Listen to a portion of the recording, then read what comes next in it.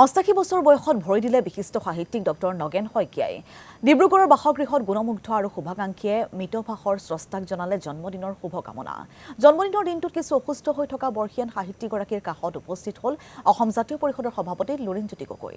আৰু এই সন্দৰ্ভত এখন প্ৰতিবেদন আছে আমাৰ সাংবাদিক বিদেন বৰাৰ।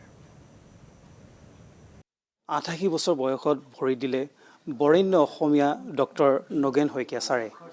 আজি ছাৰৰ জন্মদিন উপলক্ষে এই বিশিষ্ট অসমীয়াগৰাকীৰ গৃহত আজি পুৱাৰে পৰা অনেকজন শুভাকাংক্ষী আহিছে তেখেতক শুভেচ্ছা দিবলৈ। এই মুহূৰ্তটো মই তেখেতৰ ঘৰলৈ আহিছোঁ আৰু এই মুহূৰ্তটো তেখেতক শুভেচ্ছা জনাবলৈ বিভিন্নজন আহিছে। প্ৰথমে আমি ছাৰৰ পৰা আজি তেখেতৰ জন্মদিনত আমি শুভেচ্ছামূলক আশীৰ্বাদমূলক আমি বাণী বিচাৰিম। ছাৰ, প্ৰথমে আপোনাৰ জন্মদিনৰ আন্তৰিক শুভেচ্ছা জ্ঞাপন কৰিছোঁ। আপোনাৰ সুস্বাস্থ্য দীৰ্ঘায়ু কামনা কৰিছোঁ। ছাৰ, এই শুভ দিনত আপুনি নিশ্চয় অসমবাসীৰ বাবে কিছু এটা ক'ব। মোৰ ক'বলগীয়া আটাইতকৈ ডাঙৰ কথাটো হ'ল অসমীয়া মানুহে, অসমীয়া বুলি ক'লে মই অসমৰ যিসকল স্থায়ী বাসিন্দা সেই সকলোকে বুজাওঁ।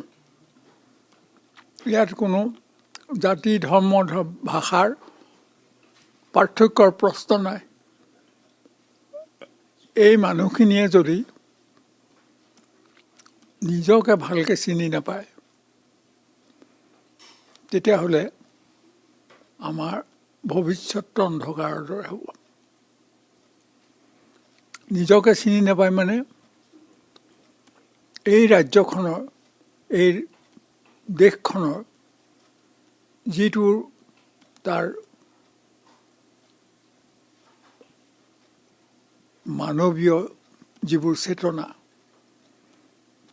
এই মানুহখিনিৰ তেওঁলোকৰ যিবোৰ চিন্তা চৰ্চা, এইবোৰৰ লগত মিলাকৈ যদি আমি আমাৰ যিখন ৰাজ্য, এই ৰাজ্যখন গঢ়ি তুলিব নোৱাৰোঁ তেনেহ'লে এই ৰাজ্যখন পমুৱাৰ ৰাজ্যত পৰিণত হ'ব। মই সেইকাৰণে সদায় এই কথাটো চিন্তা কৰি আহিছোঁ আৰু মই কৈ আহিছোঁ মুকলিকে। আৰু এটা কথা মই কৈ আহিছোঁ যে আমি এই ৰাজ্যখনৰ বাসিন্দাসকলে এই কথা ভাবি ল'ব লাগিব যে আমাৰ ইয়াত ভাৰতবৰ্ষত আৰু বহুতো ৰাজ্য আছে, কিন্তু প্ৰত্যেক ৰাজ্যৰে নিজস্ব এটা চৰিত্ৰ আছে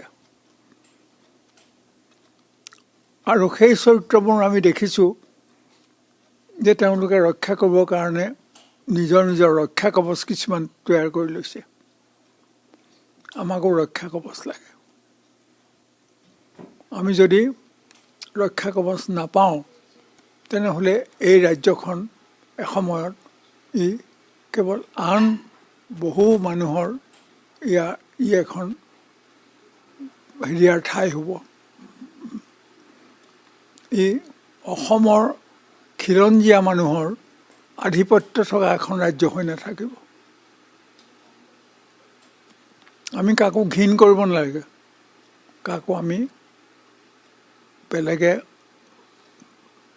ভাবিবও নালাগে, কিন্তু যিসকল সঁচাকৈয়ে থলুৱা মানুহ, আমাৰ জাতি বৰ্ণ ধৰ্ম ভাষা সম্প্ৰদায় নিৰ্বিশেষে, সেই মানুহখিনিৰ যদি নিৰাপত্তা নাথাকে তেনেহ'লে এইখন কেনেকৈ সেই এখন পুৰণি ৰাজ্য হ'ব যিখন ৰাজ্যই তাৰ নিজস্বতা ৰক্ষা কৰিবলৈ সমৰ্থ হ'ব।